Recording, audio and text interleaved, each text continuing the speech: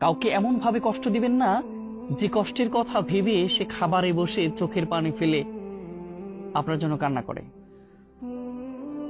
এটা কিন্তু আল্লাহর কাছে কবুল হয়ে যাবে।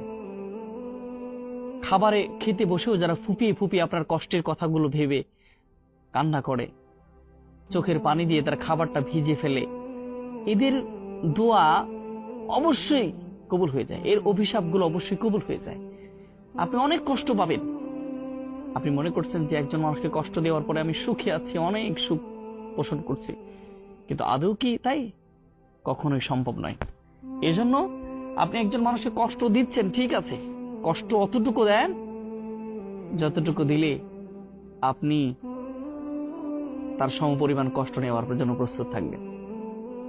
এই জন্য কখনোই একজন মানুষকে অত কষ্ট দিবেন না যত কষ্ট দিলে সে আল্লাহর কাছে বলে দেয়।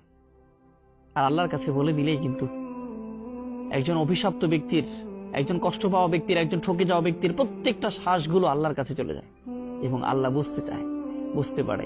একজন কষ্ট পাওয়া ব্যক্তি যদি অধীর একটা শ্বাস নেয়, গভীর একটা শ্বাস নেয়, এটা কিন্তু আল্লাহর কাছে শ্বাসগুলো অভিশাপ হয়ে দাঁড়ায় এবং আল্লাহর কাছে বলে দেয়।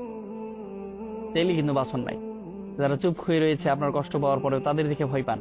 যারা কষ্ট দেওয়ার পরেও, কষ্টের মধ্যে নিমজ্জিত হওয়ার পরেও আপনার চুপ হয়ে আছে, কোনো কথা বলছেন না, তাদের দেখে ভয় পান।